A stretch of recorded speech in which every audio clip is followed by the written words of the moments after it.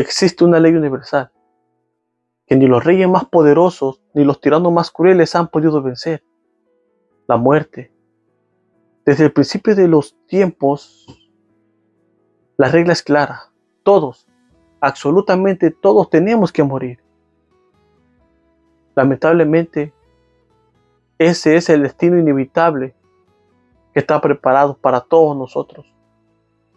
Pero hace mucho tiempo, en una era de gigantes y de rebelión celestial, hubo un hombre que hackeó el sistema de la creación. Su nombre era Enoc. Mientras el mundo caminaba en un mundo de caos, él eligió un camino distinto. La Biblia no dice que él murió. El registro de su vida termina de golpe con una frase que ha hecho temblar a la ciencia y a la religión por siglos, porque solo dice que caminó con Dios y Dios se lo llevó.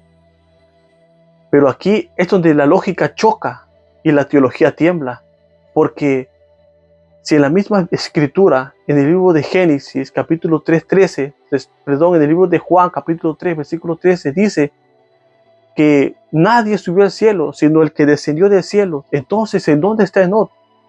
¿O dónde ha estado todo este tiempo? Hoy vamos a escudriñar esos libros prohibidos para ver quiénes fueron esos vigilantes o esos seres que se rebelaron contra Dios, o de la visión que vio Enoc antes del fin de los tiempos. Hoy vamos a estudiar a un ser que aún sigue respirando, o más bien a uno de los dos seres que aún siguen respirando hasta hoy día. ¿Será acaso uno de esos testigos que menciona el Apocalipsis? Ayúdame y acompáñame a descifrar y a buscar y a saber más sobre este personaje, Enoc. Acompáñame. La vida de Enoc es uno de los mayores enigmas bíblicos, marcados por la comunión tan profunda con el Creador, que según el texto desapareció porque le llevó Dios. Ahora, ¿a dónde fue Enoc según las distintas tradiciones? Porque dependiendo de a quién le preguntes, el destino cambia.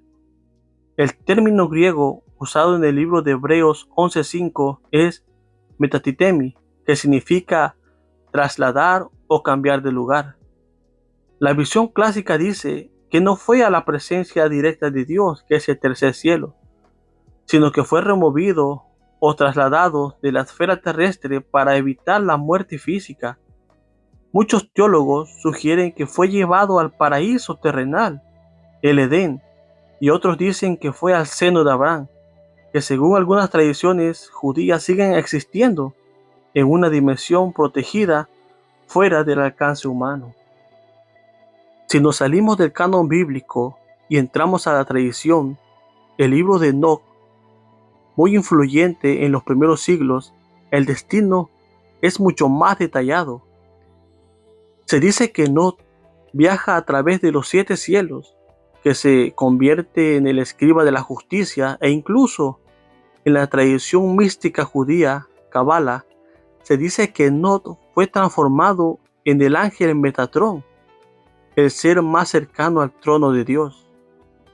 Hay una teoría muy popular basada en el Apocalipsis 11 que habla de los dos testigos que intentan resolver el problema de Hebreos capítulo 9 versículo 27, que dice que está establecido que los hombres mueran una sola vez.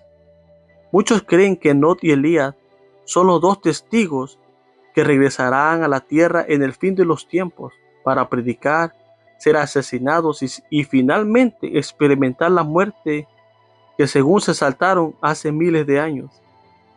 Es fascinante que la Iglesia Ortodoxa Etíope conserve el texto completo.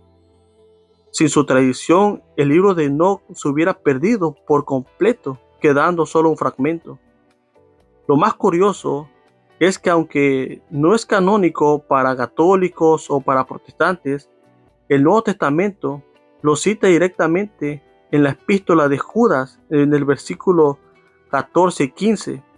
El autor escribe: de esto también profetizó Enoc, séptimo de Adán, diciendo: he aquí vino el Señor con sus santas decenas de millares. Esto demuestra que para los primeros cristianos y los apóstoles, El libro era autoridad espiritual legítima, incluso si no terminó en la lista final de la Biblia. El libro de Enoc expande el breve relato de Génesis capítulo 6, versículos 1 al 4, que dice: aconteció que cuando comenzaron los hombres a multiplicarse sobre la faz de la tierra, y les nacieron hijas, que viendo los hijos de Dios que las hijas de los hombres eran hermosas, tomaron para sí mujeres, escogiendo entre todas. Y dijo Jehová: no contenderá mi espíritu con el hombre para siempre, porque ciertamente él es carne, mas serán sus días 120 años. Había gigantes en la tierra en aquellos días, y también después que se llegaron los hijos de Dios a las hijas de los hombres, y les engendraron hijos. Estos fueron los valientes que desde la antigüedad fueron varones de renombre. Según el libro de Enoc, los ángeles llamados Grigori no solo pecaron sexualmente, sino que enseñaron artes prohibidas a la humanidad: metalurgia, armas, cosméticos, hechicerías y astrología. El diluvio de Noé no fue solo por la maldad humana, sino para limpiar la tierra de la contaminación genética y el caos causado por estos gigantes Nephilim. Un dato extra sobre el libro de Enoc: cuando se descubrieron los rollos del Mar Muerto en Qumran en 1947, se encontraron varios fragmentos del libro de Enoc en arameo.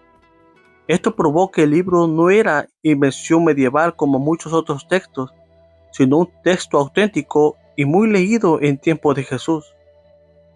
Quienes defienden la interpretación angelical, la de Enoc, se basan en la filología pura, según Job 1.6 y Job 38.7.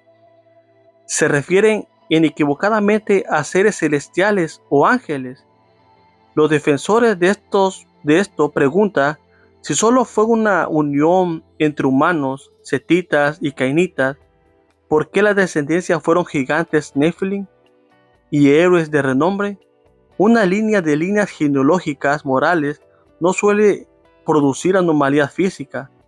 Sugieren que el pecado fue tan grave que Dios tuvo que resetar la creación para eliminar una contaminación genética y espiritual que ya no era puramente humana.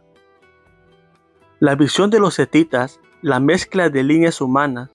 Para defender esta visión, el argumento fuerte se basa en la estructura de continuidad genética y moral de los capítulos anteriores del Génesis. La Biblia no se escribe en el vacío. Justo antes del capítulo 6, donde aparecen los hijos de Dios, el autor dedica 2 capítulos enteros a contrastar 2 genealogías.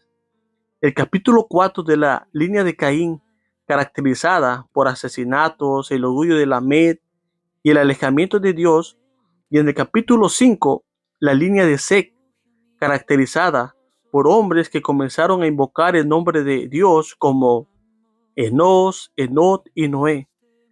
Desde esta perspectiva, el capítulo 6 es la conclusión lógica. La tragedia ocurre cuando la línea apartada de Seth se corrompe al mezclarse con la línea mundana de Caín. Atraídos por la belleza física, vieron que eran hermosas en lugar de la fidelidad espiritual. Si el pecado hubiera sido cometido por ángeles, seres superiores que invadieron la tierra, el castigo de Dios parece injusto para la humanidad. Sin embargo, en Génesis 6.3, Dios dice: no contenderá mi espíritu con el hombre para siempre, porque ciertamente él es carne. En el verso 7 añade: raeré de sobre la faz de la tierra a los hombres que he creado. Si los culpables fueran ángeles, el juicio deberá contrastarse en ellos. El hecho de que Dios castigue a la humanidad con el diluvio sugiere que la culpa fue enteramente humana. Una postura masiva de la línea que debía mostrarse pura. A lo largo de toda la Biblia, Dios prohíbe estrictamente a la mezcla de su pueblo con pueblos paganos. A Israel se le llamó hijos de Dios en Éxodo 4:22. Se les prohibió casarse con mujeres extranjeras para que no desviaran su corazón, como le pasó a Salomón. Bajo esta lógica, hijos de Dios es el título de pacto, no de especie. Los descendientes de Set eran los depositarios del pacto divino y su pecado fue romper esa separación. Muchos teólogos, incluyendo a San Agustín, Lutero y Calvino, se apoyan en Mateo 22:30, donde Jesús afirma que los ángeles no se casan y argumenta que los ángeles son espíritus y carecen de ADN o capacidad reproductiva. Por lo tanto, los gigantes Nephilim no serían híbridos monstruosos, sino hombres de gran estatura y poder, caídos o tiranos, según otra raíz de la palabra, que surgieron de familias poderosas pero impías. Este es un tema muy fascinante y entendido, que hay visiones muy distintas. Algunos ven una caída angelical y otros una mezcla humana. Pero más allá de cómo entró esa oscuridad en el mundo, lo que me parece realmente importante es que la respuesta de Dios para ambas líneas es la misma, la redención a través de Jesucristo. Que Dios te bendiga y espero me sigas en este canal y me apoyes. Que Dios te bendiga.